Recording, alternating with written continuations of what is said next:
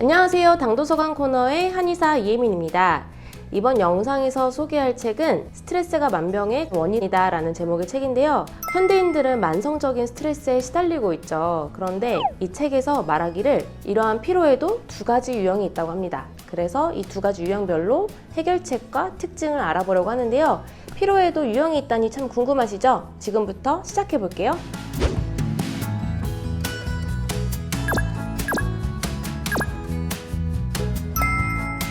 우리 몸에는 자율신경이라고 하는 게 있는데요. 인간의 활동과 휴식에 맞춰 몸의 각 조직을 무의식 중에 조절하는 신경을 자율신경이라고 말합니다.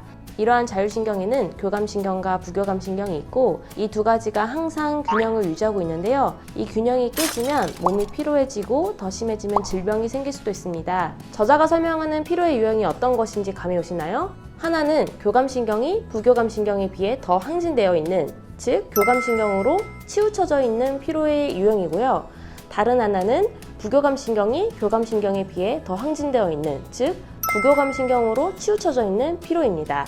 그렇다면 나의 피로가 교감신경으로 치우쳐져 있는 피로인지 아니면 부교감신경으로 치우쳐져 있는 피로인지 어떤 유형인지를 알아야겠죠. 저자가 제시하는 설문지가 있는데요. 간단하게 체크해 볼게요. 총 19가지 질문이 있고 각 질문마다 교감신경 증상과 부교감신경 증상이 있는데요.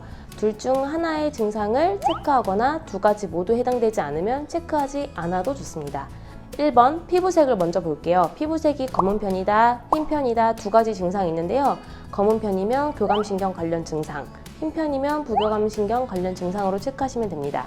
이번 체크 문항에서도 근육질 또는 탄력이 있는 편이면 교감신경 관련 증상, 통통한 편이면 부교감신경 관련 증상에 체크하시면 됩니다. 나의 피로가 교감신경, 부교감신경 어느 쪽으로 치우쳐져 있는 피로인지 궁금하신 분들은 영상을 멈추면서 체크해 보시고요. 시간 관계상 표로 보여드리고 넘어갈게요.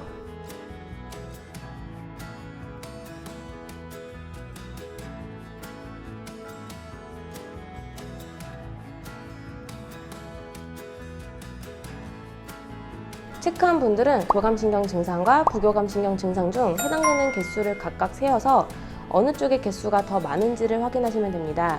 4개 이상 차이가 나면 더 많은 쪽으로 치우쳐져 있는 피로다 이렇게 생각하시면 되고요. 1개에서 3개 정도밖에 차이가 나지 않는다 라고 하면 자율신경의 균형이 잘 맞춰지고 있는 상태라고 생각하시면 됩니다.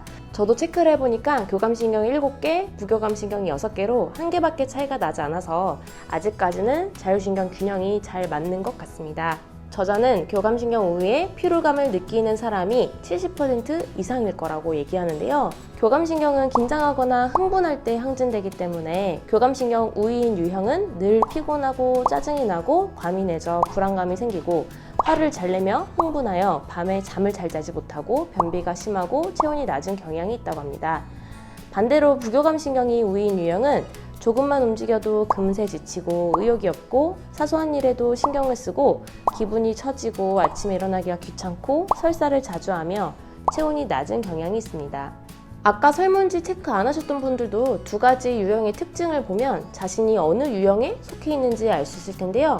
지금부터는 저자가 제시하는 해결책을 보도록 할게요. 저자는 일을 하는 중간중간에 스트레칭을 하라고 얘기하는데요. 한 자세로 너무 오래 있으면 긴장하기도 쉽고 혈액순환도 안 되기 때문에 중간중간 움직여주거나 스트레칭을 하라고 권하고 있습니다. 다음은 복식호흡을 권합니다. 방법을 알려드릴게요. 우선 등과 가슴을 펴고 하복부 부분을 밀어 넣으면서, 즉 배를 납작하게 하면서 숨을 더 이상 뱉을 수 없을 때까지 천천히 숨을 내뱉어 주세요. 그리고 나면 반대로 의식적으로 배를 부풀어 오르게 하면서 숨을 들이마셔야 하는데요. 숨을 내뱉은 시간이 들이마시는 시간의 2배 이상이 되게 해야 합니다. 숨을 들이마실 때는 코로, 내뱉을 때는 입을 오므리면 더 효과적이라고 합니다. 복식호흡은 사실 교감신경이 우위에 있는 피로 유형의 좋은 호흡 방법이고요.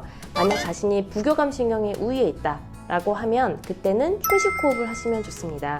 다음으로는 손톱 자극요법인데요. 손톱이 자라는 모서리 부분을 약간 아플 정도의 힘으로 10초 정도 누르는 겁니다.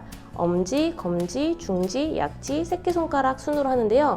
정확한 점을 누르지 않아도 대략적인 위치를 자극해주면 됩니다. 이렇게 해주면 부교감 신경을 자극해주기 때문에 교감신경 우위의 피로 유형에 좋은 방법이 되겠습니다. 하루에 2-3번 정도 해주시면 되고요. 대중교통을 이용하거나 아니면 휴식 시간에 이렇게 짬을 내서 해주시면 되겠습니다.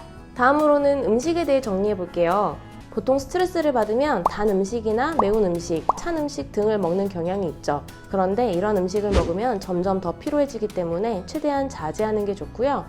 오히려 신맛과 쓴맛 등 우리가 꺼려하는 맛은 부교감신경을 활성화시키기 때문에 교감신경 우위의 피로 요형에 좋은 방법이라고 합니다. 소량의 식용식초를 물에 희석해서 드셔보시면 좋겠습니다. 이번 영상에서 소개한 스트레칭하기, 복식호흡하기, 손톱 자극하기, 그리고 마지막으로 신음식이나 쓴맛, 음식을 즐겨 먹기 등을 한번 실천해 보시기 바랍니다. 그럼 다음 영상에서도 더 좋은 건강서적으로 찾아뵙겠습니다. 감사합니다.